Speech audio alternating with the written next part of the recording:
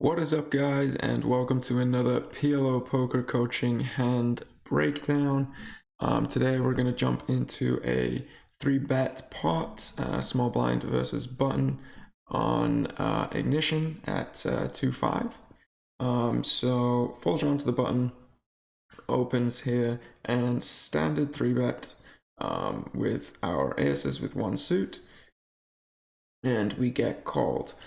So we get the flop of Queen Deuce 4 with 2 diamonds. So in these spots, I kind of use a half pot or pot sizing. So the pot sizing I kind of use for when I have sort of the best blockers. I can't really check call a hand, so we have a lot of fold equity, or if I have enough equity to stack off but pretty poor playability on turns. And then a half pot sizing, when you have a strong hand with playability, and you want to get the money in on many runouts over, multiple streets, or if you kind of have weaker blockers that you're a lot more happy sort of bet folding on the flop. So this hand, I think, if we did want to bet, would fall into the half pot sizing. Obviously, we have a very strong hand on this board. This is going to be close to the top of our range on this board. We're not going to have too many sets and two pairs. Our range is kind of going to be over pairs and flush draws, which is what we have, also with a gut shot and a pair blocker. So I would lead half pot here if I was going to bet.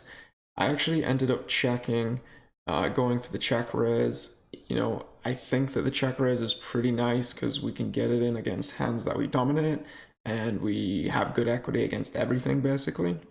And also, if it goes check, check, we have good playability on most turns, and we're not going to have to fold any turns. So I quite like that. However, against the population that understabs a little bit and that is not going to find as many sort of bluff stabs on this board in position, it might make more sense to actually just lead here half pot and go for value. So we do check, and he checks back, and then we get the Jack of Hearts on the turn, which, not the greatest card, not the worst card for us, right? Like, we're obviously hoping for board pairing cards, diamonds, or an ace, or maybe a king too. Those are going to be the best cards for our particular range. So, it's not the best, not the worst, but we are going to be in a spot whereby we are still heavily dominating the in-position player because he checked back the flop and our range is still uncapped. Obviously, we have a lot of strong hands in our check raising range, and when people check back on this board, they're often quite weak. So definitely after missing value on the flop, we do want to go for a lead here, and given that our opponent checked back the flop, we are going to have like much more strong hands than he can have on this particular board. So I think a pot size kind of makes sense. Here, I mean, he can definitely have picked up some equity here on this turn, that we want to get some value from. Given that we still have that uncapped range. I elected to go for kind of this large sizing, but not full pot. I think it's okay. I would have liked to have seen just full pot, to be honest. And here we can definitely run into like Queen Jack for sure. But when we were potting this turn, we're obviously not folding, and we have decent equity against Queen Jack. And that's kind of going to be like the top of his range that he could possibly have on this turn card, given that he did check back.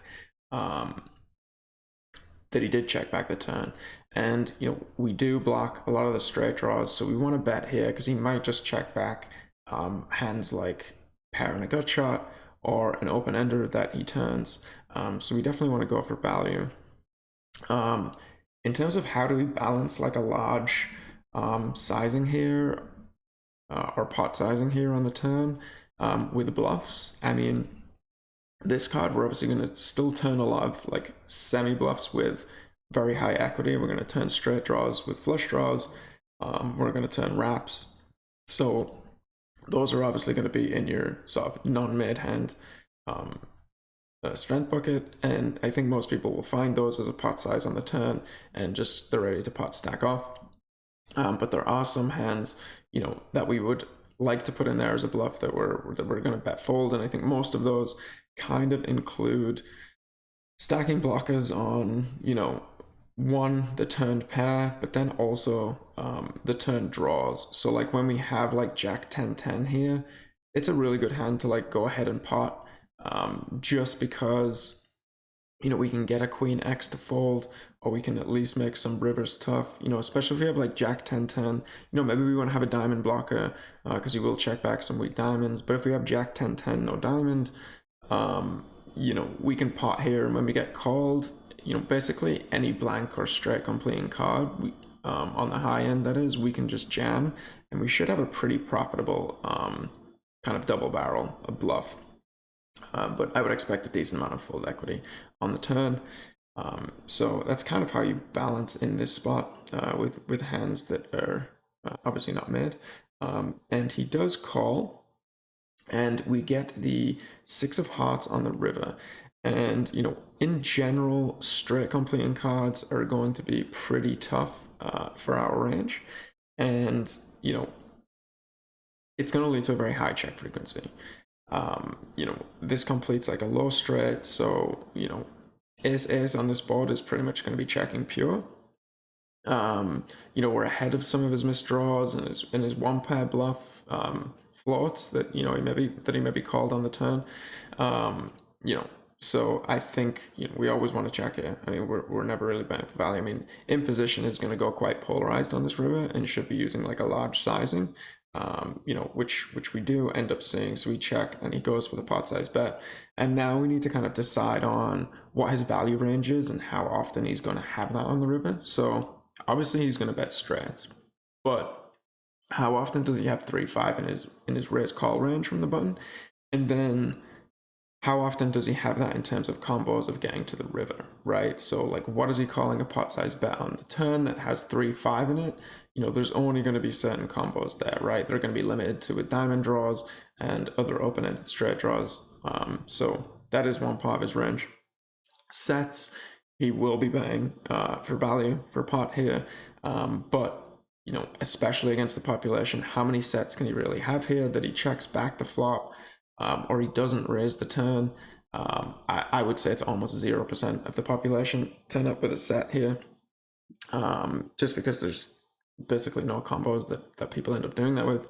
And then you can have Queen Jack, but again, I don't see many people just flat the turn with Queen Jack.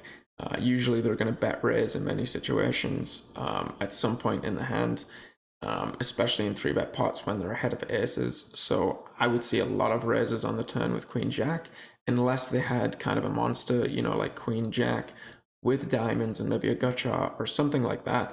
But obviously we heavily block those types of hands with nut diamonds and 2 diamonds in our hand. So when you think about his overall range, I mean, sure, his sets, maybe he could have 6-6, but combos of that again are very, very small, given that how the hand played out and how he gets to the river.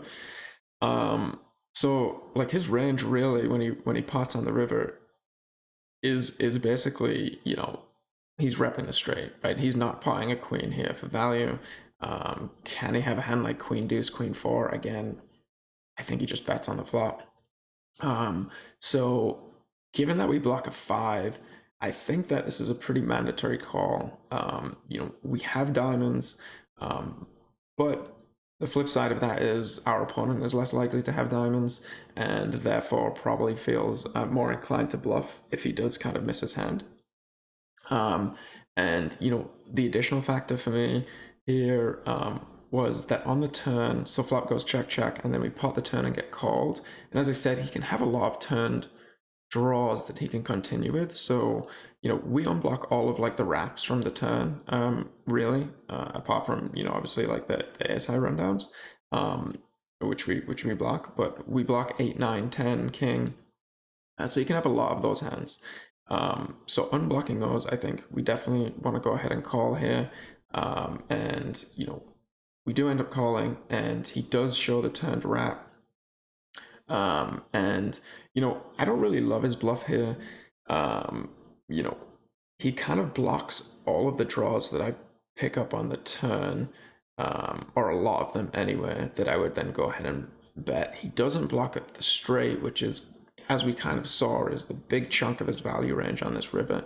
Um, and even though I'm unlikely to have like 3-5 in this situation, um, you know, if he doesn't have a blocker to it, it makes it more likely that I do have a blocker to it and kind of increases my chance of calling and reducing his fold equity. So I don't really love it. But, obviously we picked one off here and win a pretty nice pot. So that's going to wrap it up for today. Make sure you guys like and subscribe and check out PLOpokercoaching.com for more stuff like this and to get a free coaching session. And also, if you are interested, we will be live streaming on Sunday at 12 p.m. Pacific time. So tune in for that, and we'll see more of this kind of stuff live. But yeah, thanks for tuning in, everyone, and good luck at the tables out there.